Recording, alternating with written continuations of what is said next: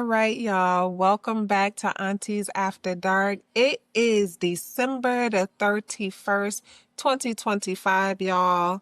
I know most of y'all probably out there partying, some of y'all at home chilling. Nonetheless, I know that some of y'all are waiting for this new calendar year 2026 that is going to occur in a few hours. And here I am sitting here working through the hard truth. I have been quiet for 4 weeks. 4 weeks, y'all.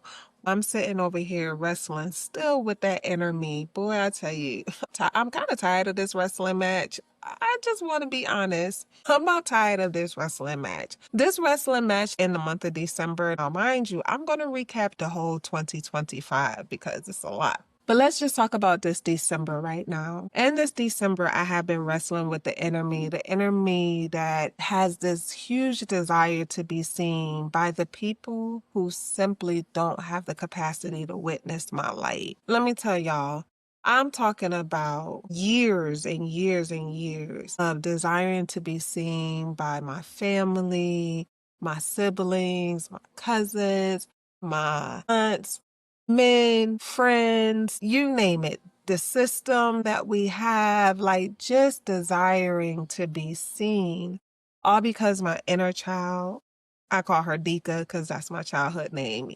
She has been screaming for you did a good job, girl, or well done, boo. But guess what? That's something that only I can give her. And I have been literally out here spazzing and feeling some kind of way because I haven't been receiving it from others. And I had to come to the realization I have to literally get rid of that version of me that seeks the permission to be great. Because I don't need permission to be great. You want to know why? Because I am great. Here I am sitting on my own collective instead of standing on it. But tonight, baby, on December the 31st, that sitting ends. You want to know why? Because family, do you know what today is? It's my anniversary. Yes, y'all. Guess what? I have been doing Aunties After Dark for a full year. I dropped the very first episode on December the 2024.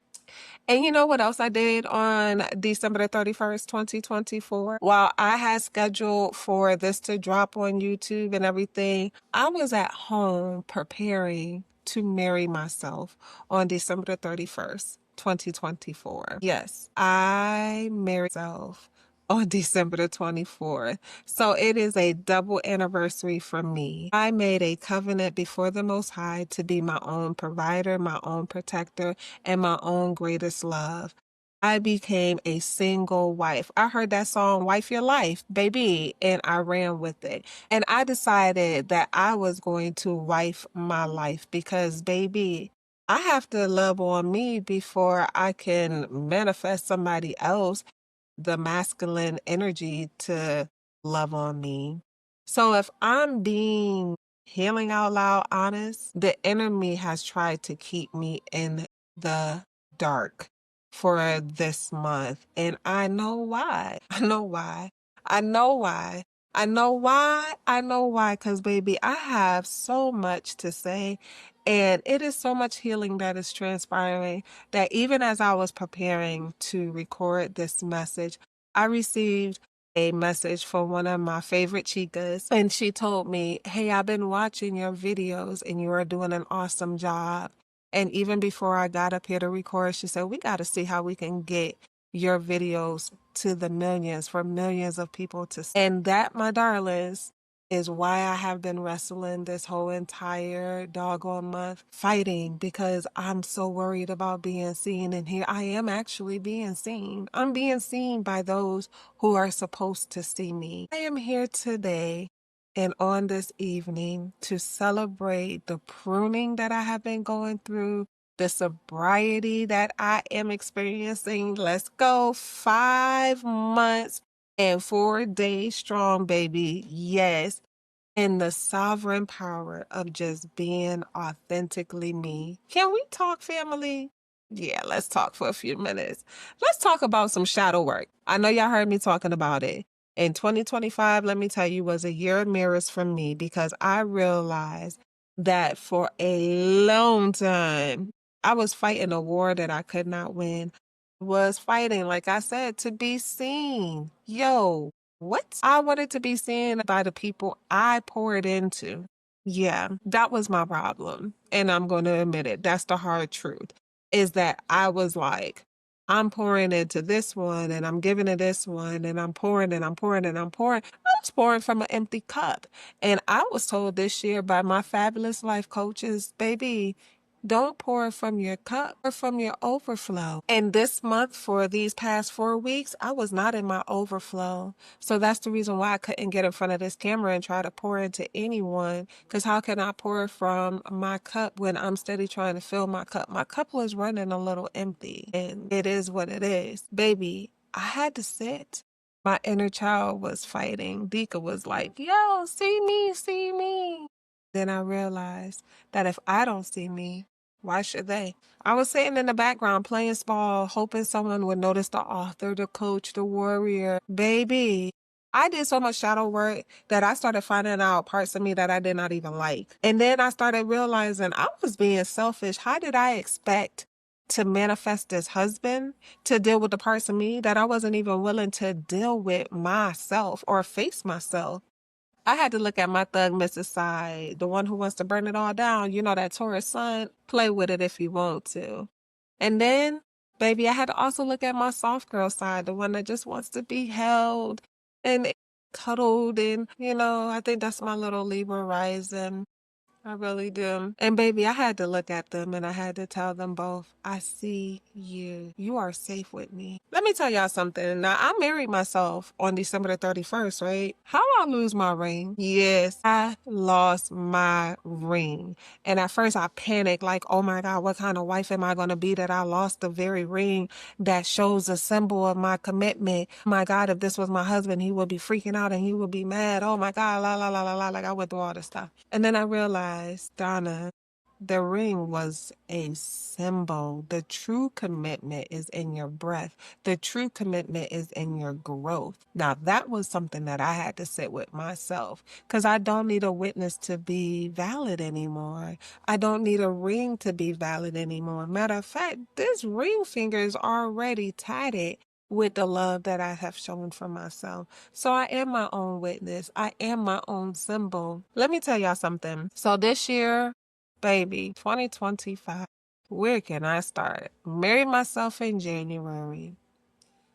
Was launched the podcast Aunties After Dark. I had a co-host during that time and everything was just like seemed to me like it was just awesome. You know what I mean? Like I was doing pretty good.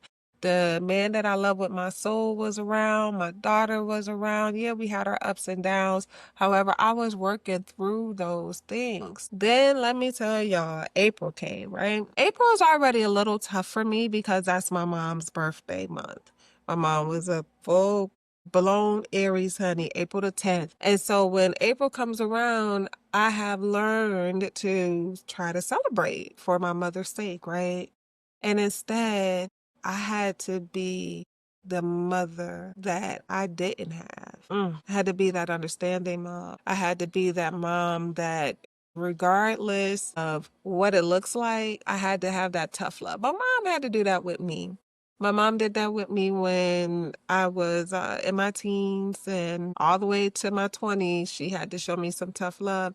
And I didn't think that I would have to do it myself with my daughter. However, I did. I had to show her some tough love. And I had to literally decide to lead my daughter to a higher level of care. At first, I wrestled with it because I thought, oh my God, I'm abandoning my child. But then I realized that this was an investment. This was an investment for both she and I. I walked with her so that she can understand that mommy is not doing this as punishment. I'm doing this so that we can actually look forward to a better future. Was she happy? No. Was I happy? No. Did it happen? Yes. And it wouldn't turn back the hands of time to change it any other way because I know that this was required for our movement. Then, y'all, there's April. Then June was here. It was her birthday. It kind of took me a little back. Then July came. I started understanding, okay, this is where she is. I know that this is what's supposed to happen. I'm rocking it out with the man that I have loved for 6 years with my soul. And then it happened with us, where I realized we are not growing together. And he realized it's more for him to do. And so we had to mutually decide to grow separately. That was a big single wife test for me. Could I stand in a house that felt empty and still feel full? Like nobody's here. Nobody. So since July, I have literally been figuring it out. I've been wifing my life. No distractions, no numbing, no drinking. So yes, the 5 months and 4 days sober, it has kicked in and taken off. I stopped drinking the pain away and I started breathing the peace in. I had to heal the enemy and the one who thought she needed a partner to be a collective. No, baby, I am the collective. Matter of fact, let me drop this right now, y'all. Y'all do realize that 26 will be dropping the Aunty Donna Collective, which will tie all of the stuff that I do together. So don't worry about it. You will be seeing much more of the collective Aunty Donna, in 2026. All right, now back to the recap. Back to the recap. So I had to fight the system, y'all. Let me tell you something. For my child, I had to truly fight the system. So while she was away, she started off first at a facility, which was a hospital. And then after the hospital, she went to a crisis center. And while in the crisis center, we were working to place her in what they call a level 4 facility. So for those who don't know, a level 4 is, the best way to describe it is like a warehouse. It's locked doors, it's chemical restraints, labels on children, very highly like locked down. Similar to a prison, if you ask me. Institutionalized is how best way to describe it. What, y'all? They were saying that this is where my daughter needs to go. And we found one and they said, oh, we're going to accept her. And it was here in the state of North Carolina. And so at first I was like, okay, this is what she needs. As long as I could advocate, it's okay. But then they denied her. They denied my baby because she was not on medication. At first, let me tell y'all something. The Taurus and me wanted to burn that building down. Like, what? And believe me, they felt a little bit of that Taurus wrath, you know what I'm saying? Because, like, how dare y'all? Because y'all said yes and then y'all said no, what's up? Now y'all not going to play with us like that. But then I was like, hold on, Donna, because I heard that voice that said, wait, stop trying to be seen, okay? Stop trying to be seen by the system and just wait. So I waited. And I waited, and my baby was actually leveled down because I went back and I revamped and I said, hey, you know what? Do me a favor. Can y'all reevaluate her? And can y'all check to see, because she's been there for a while, check to see if she's still at a level 4, if she still needs that. And they reevaluated her and they found out that she only needs a level 3. She had leveled down, which was an amazing thing for us because then that means that she can actually be inside of a group home, which will have more of a home environment, smaller ratio of ladies or young ladies that's in the group home. And lo and behold, baby, we found one. God sent. I am so happy about the group home that actually found us, I should say. Where she is at currently is only about an hour away. It's in Winston-Salem. So therefore I was able to see her. I know people in Winston-Salem. So it was a win-win, right? Beautiful thing. She had been going through the program. She got accepted in. She went through the program and everything. And they had set a date for her to come home for December 18th, which I was all for it because my daughter, I watched and I seen how she had grown, right? And then Thanksgiving come and we spent the time in Ohio with the family and everything like that. And I started to see some things that actually troubled me. And so we had to reevaluate that. And when we reevaluated it, we decided, you know what, we're going to extend her stay to March 2026 to lock in some strategies with her. Baby, it was hard for me to do that. However, I knew within my heart that I didn't want my baby to have to keep repeating that same cycle. So in order to break the cycle, I had to heal out loud, speak my voice and say, hey, I see that this could potentially put her right back in if she comes home now with the same thing. And they agreed, they saw it, and they extended it with us, or extended it for me. But then check this, y'all. Life is life. And so literally I put in work for these plans. Me and the group home director, we worked tirelessly and got it. She had a child family team meeting coming up. We are ready. Boom, we're going to present this to her, everything. The day that we are putting all of this in order and like literally setting the atmosphere, I'm sitting at my desk and getting these text messages saying, there's an incident happening at the school that my daughter was enrolled in from the group home. And then the next thing you know, I get another message that say your child can be picked up from the Coliseum. So I am in panic. What the heck is happening? Baby, a young man had lost his life. He got stabbed over a marijuana vape. Yeah, inside of the school.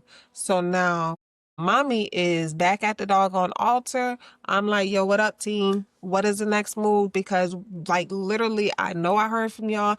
I know that this is the move. And now this happens. You know that's in direct conflict because my baby can't be there.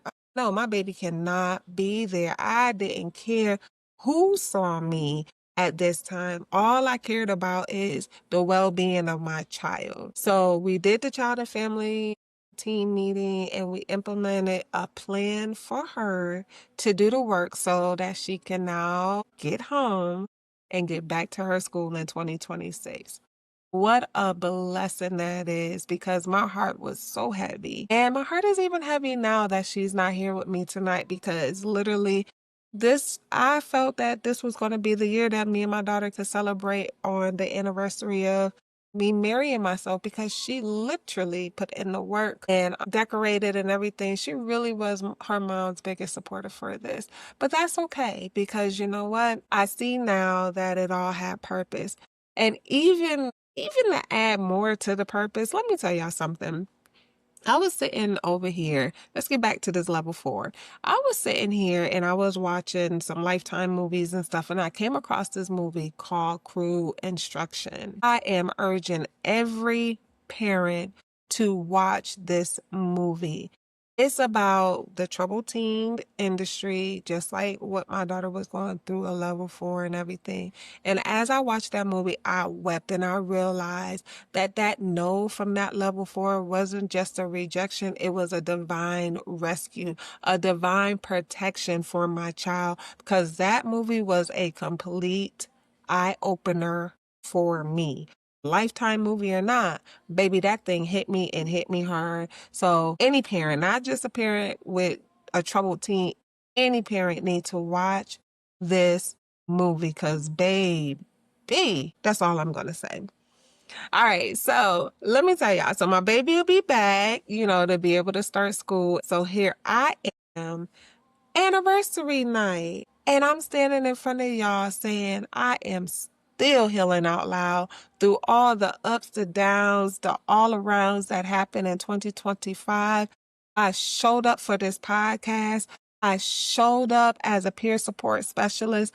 I have shown up as a life coach. I am Donna Anita Hatcher to be exact.